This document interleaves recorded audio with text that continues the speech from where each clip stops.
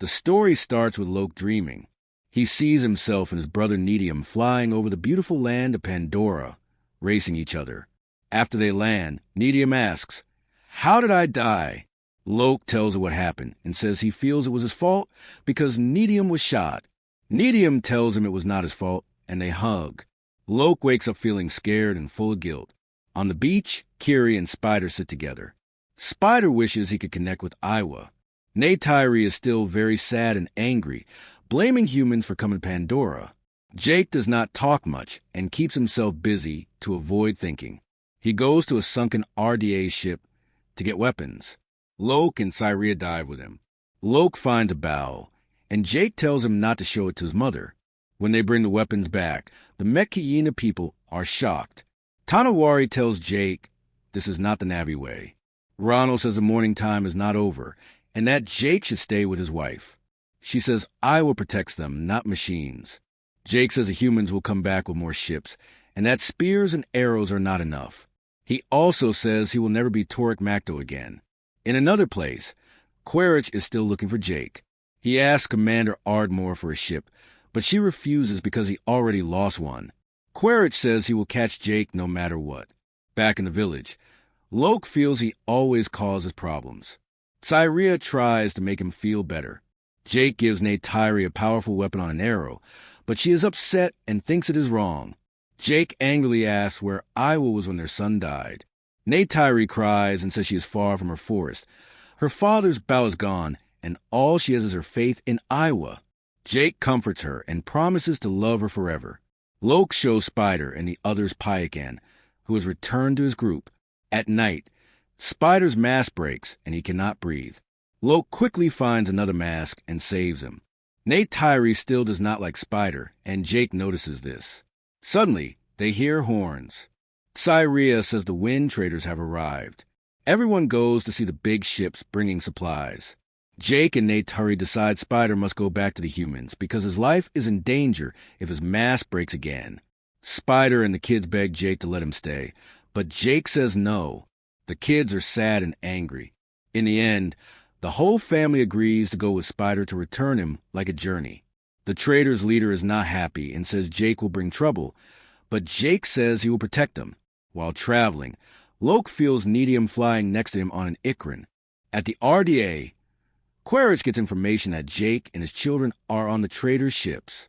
In a narrow valley, Spider's mask gives a warning that the battery is almost empty. Suddenly, Neytiri sees the Ash people attacking them. A big fight starts.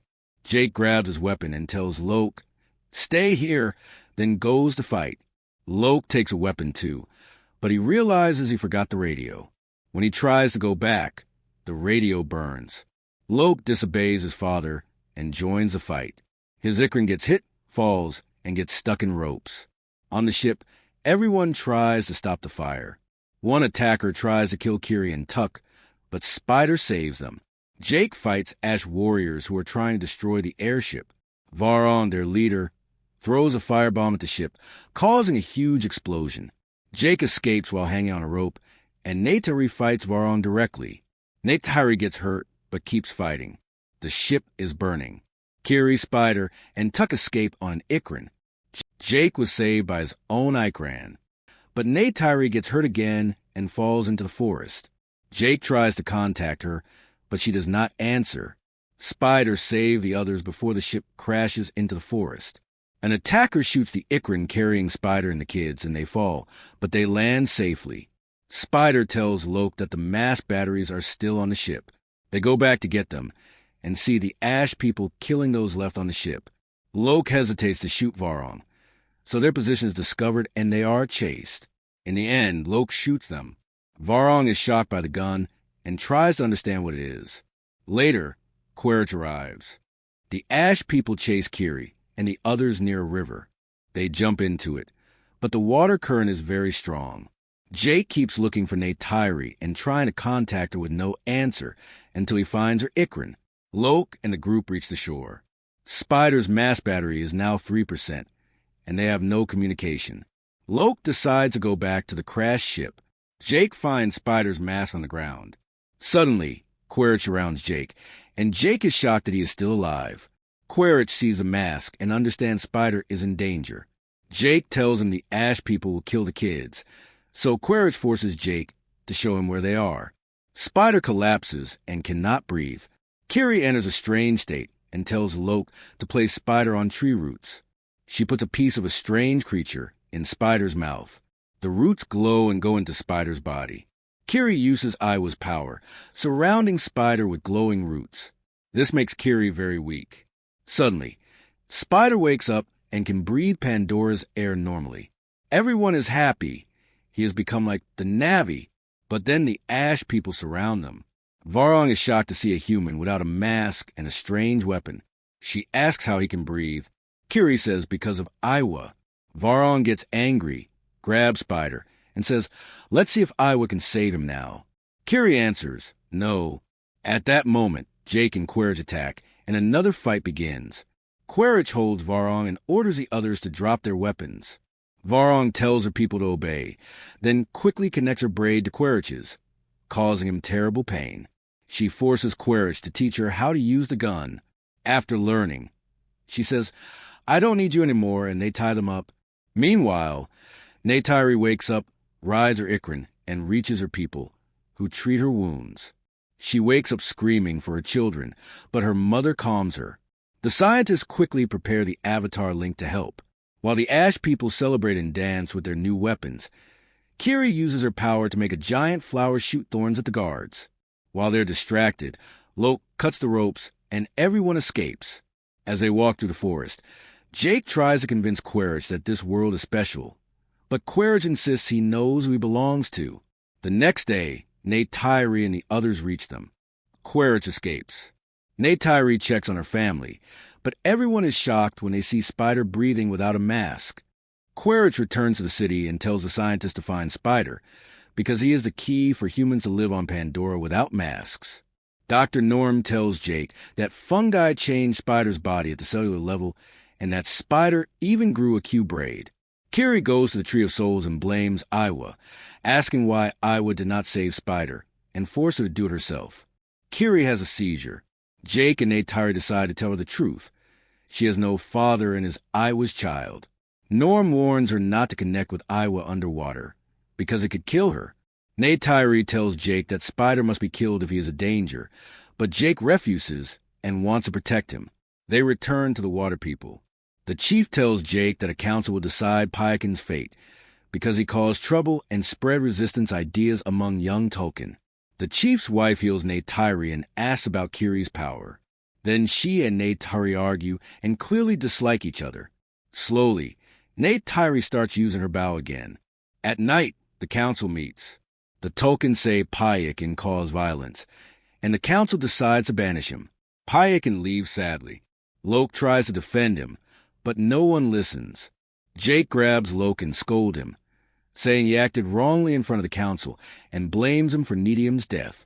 Loke pushes Jake away, says it was not his fault, and leaves heartbroken. Neytiri asks Jake to go talk to him, but Jake refuses. Neytiri accuses Jake of failing to protect their dead son while keeping the human Spider. She says she will kill Spider herself. Jake stops her and calms her down. She says she hates humans and their skin color, but Jake reminds her that his heart and blood are human, and their children share that blood too. Loke sits alone, feeling overwhelmed. Kiri and Cyria come and comfort him.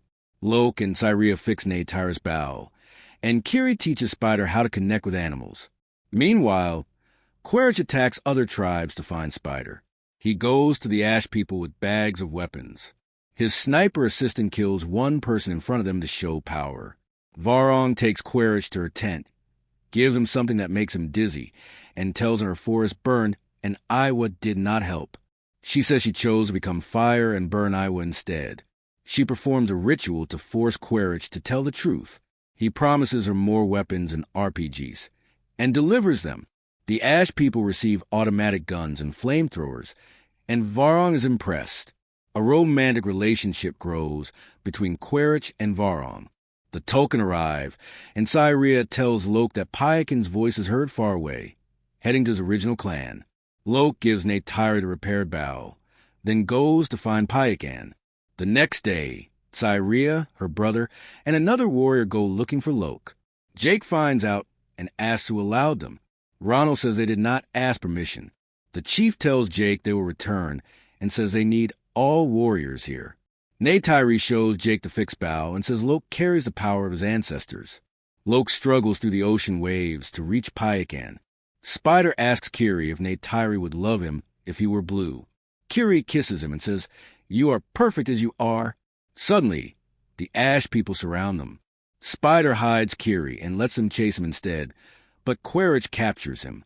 Humans arrive with a huge fleet led by Quaritch and Varang.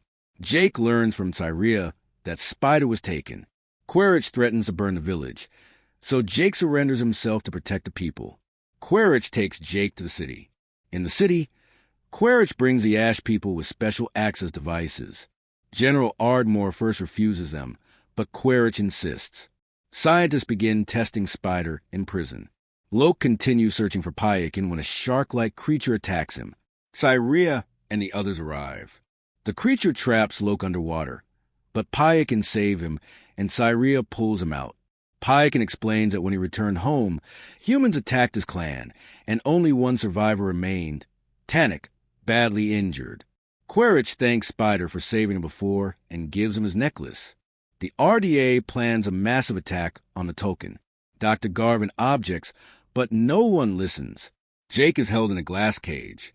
Quaritch visits him, and Jake tries to convince him to connect with Pandora and see its beauty. At that moment, Spider escapes through a vent using the metal. Neytiri opens Jake's weapon box, attacks Ash warriors, and steals a city access device. Disguised, she enters the city, reaches Varang's tent, holds her at gunpoint, and asks about Jake. Varang escapes, but Neytiri grabs her braid and threatens to cut it. Quaritch arrives, forcing Neytiri to flee. Neytiri fires RPGs, causing explosions and chaos. Dr. Garvin drives a giant machine, breaks Jake's cage, frees him, and protects him.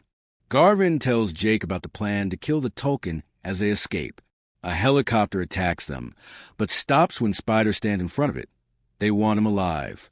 Quaritch orders a pilot to shoot Jake, but Neytiri arrives in time, destroys the vehicle, and escapes with Jake and Spider. By a river, Jake tells Neytiri she was right. Quaritch will never stop, and humans will use Spider to destroy Pandora, just like Earth. Jake makes a hard decision and takes Neytiri's knife towards Spider, but cannot do it. Neytiri finds Jake hugging Spider and hugs them both. Jake says he has another way. He bonds with the legendary beast Torek and becomes Torek Macto again. He returns to the village, and everyone bows in respect. Jake unites all tribes for war. They go to the Token Council, but the Token refuse and want peace. Loke, Cyria, her brother, and Payakan arrive.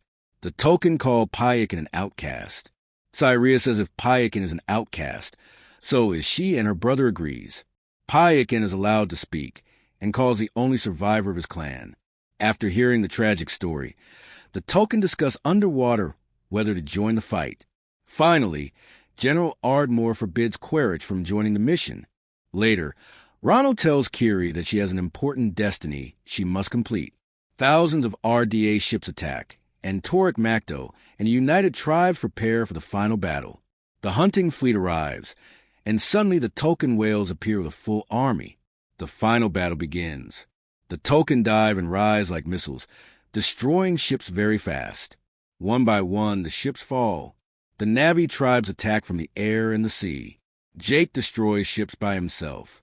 Tanawari and Payakan fight underwater, and Ronald fights fiercely. Jake and Neytiri shoot down aircraft and soldiers. But the fight turns when Varang arrives with Quaritch, who disobeys orders to get revenge. Fire and bullets fall like rain, and the Ash people begin to overpower the Navi. Seeing the destruction, Kiri decides to go to Iowa. She goes with Spider, leaving Tuck behind. Loke and Payakan, with help from Cyria and her brother, protect her path. Kiri connects to the Tree of Souls and has a seizure. Spider connects with her to calm her, and Tuck joins them to help. Above, Neytiri fights Varang in a brutal battle. Kiri reaches a Great Mother, begging her to save the people. Suddenly, a bomb hits the area. The connection breaks, and Kiri falls into the sea. Neytiri is burned by fire. Underwater, Ronal is badly injured, and Payakin is hit by a missile, and everyone thinks he is dead. Quaritch orders his soldiers to focus on Jake, and they knock Jake and Torek into water. Spider saves Tuck, but Kiri remains underwater. Iwa helps Kiri breathe underwater. Quaritch captures Tuck. Jake feels defeated.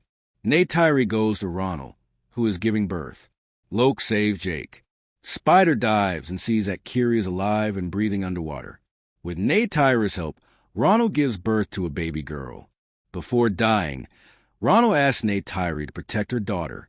Ronal then dies. Jake praises Loke for his bravery. Suddenly, Quaritch and Varang arrive with Tuck as a hostage. Quaritch tells Jake, "Give me Spider, and you get your family back." Jake asks Loke to stand with him. The fleet prepares to use sound weapons to torture the Tolkien. Just before they fire, the Tree of Souls lights up. Iwa answers Kiri.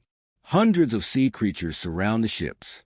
Kiri commands them to destroy the Sky People. Sea monsters attack and pull soldiers into the water. Torek Makto calls hundreds of Ikrin to attack the Ash People. Payakin destroys a mech ship, and the commander orders a retreat. Jake and Loke climb the main ship to save Neytiri and Tuck. Spider and Kiri follow them. Jake sees Varang and Quaritch and tells Loke to cover him. Spider speaks to Quaritch and says, "Don't hurt anyone. I'm coming." Spider goes to Quaritch, who promises they will go home together. Jake attacks the Ash soldiers, and Loke shoots Varang's guards. Varang attacks Neytiri, but Kiri arrives and uses her braid to control Varang. Varang fears Kiri's power and escapes. Quaritch grabs Spider and runs, but Jake catches them, and it's Quaritch midair. Spider jumps to Jake, and Quaritch falls. Suddenly, the machines are pulled into a strong magnetic field that destroys everything. Jake and Spider are trapped in the field. Jake falls, badly hurt. Quaritch tries to kill him, but Spider shoots Quaritch in the hand. A fierce fight starts between Jake and Quaritch on floating rocks. Spider slips and almost falls, but Quaritch grabs him. Jake comes down to help them. Even though Quaritch is injured, he does not let Spider fall. Jake pulls them both to safety. Silence falls between the enemies. Neytiri, Loke, and Kiri arrive, ready to attack, but Jake stops them. Quaritch looks at them, lets go of the rope, and throws himself into the fire. Spider is sad, but the Sully family hugs, thankful they survived. Later, the tribes gather to connect with the Great Mother. Tanawari connects his newborn daughter to Iwa. Payakin is revealed to be alive, and everyone respects him again. Spider connects to the Tree of Souls, and the Na'vi welcome him as one of their own. In the vision, they see Nedium and Grace, Kiri's mother. Kiri says Nedium's spirit will stay with Iwa forever. Everyone sees their loved ones who died in the war. All the tribes unite as one people.